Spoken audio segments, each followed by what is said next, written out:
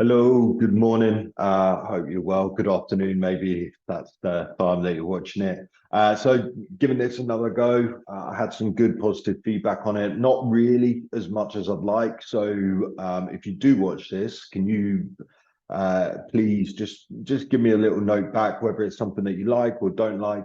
Much appreciated because to take time out, prep for this, it's time that can be dedicated elsewhere. But I want to just try new things for you, the clients, and hopefully keep developing it. I don't mind it, but only if it's going to be beneficial to you guys. Yeah, everything I do is driven around what you guys want. So let me know and please give me feedback.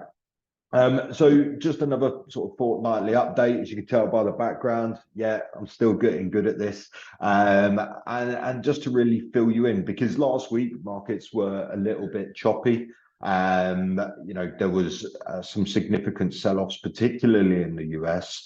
And actually, even with that factored in, market sentiment right now is a little bit soft. It's not as strong as it was at the start of this year. And there's a few reasons for that. Okay. So if you speak to analysts and you look at what analysts are talking about, some of them say that second half of this year, very much there's going to be a very strong recovery. And, really that's time to get invested now because we're coming into March. Okay. We're coming towards the end of the first quarter.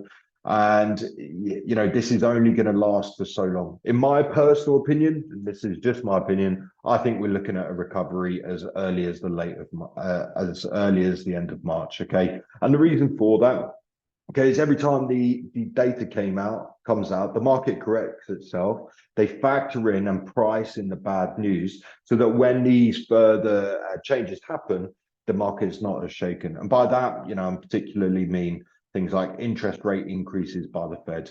All right, so just to jump into last week, inflation data came out. It was higher than it was supposed to be, and the markets wobbled. Okay, the reason for that is they can expect that the Federal Reserve is now going to have to continue raising interest rates. And it's not just a 0.25 raise. It's not just a 0.5 raise. It's probably going to be a 0.75. Okay, and that means that the Federal Reserve is going to continue their line, push an interest rates up. And that means that it's going to affect companies. All right. So we're going to start seeing people laid off. Now, the reason why the inflation data came out higher than expected is there's a few reasons, but the key ones are wage inflation and unemployment. All right. So unemployment's dropping. That's because companies are desperate to hire people. People are looking to move around the industries and looking for higher salaries. Cost of goods is still high, but actually people are moving, taking the higher salaries, and they're able to pay the inflated costs on goods. And so it's not coming down very fast. Okay, we saw at the end of last year some companies starting to lay off people, particularly in the tech sector and also some banking. But actually, it needs to be a total industry standpoint that they start, restructuring companies a little bit. Some people are going to lose their jobs. It's a bit unfortunate, but it's what's needed for the economy to re-kickstart. Good news is bad news, unfortunately, in the markets currently. People have got jobs, which sounds good. People getting paid more, sounds good. But actually, the inflation's staying high. Some other things to look out for, just jumping across the pond into the UK. FTSE's at new highs currently. Obviously, it's made up of a lot of banking and energy companies. Energy, as we know, staying high. Banks, of course, if interest rates go up, more money flows back towards the banks. So seen as safe investments typically, but how long is that going to continue for? I would suggest looking to re-diversify, particularly if you've been exposed only to the FTSE 100.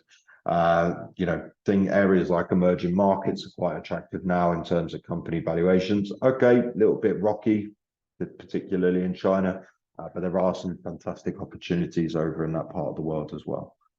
And really, just to close this out, because it's, of course, a quick one, but economic downturn is supposed to affect the UK a bit more than it is any other country in terms of GDP.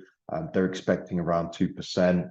But this won't just be the UK. US and Eurozone are going to be affected as well. So yeah, that's all from me. Just nice and quick today.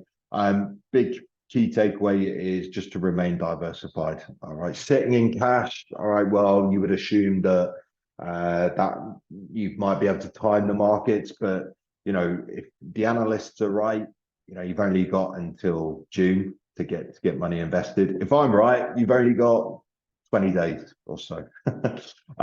So don't try and time the market. Just continue to invest, continue to buy cheaply, and continue to buy and hold. That's really the strategy that I talk to you about, talk to you guys as clients. And you know, when the time is right to switch out of investments, that's a conversation that we will have, and it's got to be a profitable position to do that. All right. Cool. Well, listen, thanks very much. Have a good day. And yeah, give me feedback. I really appreciate it. Thank you. Bye now.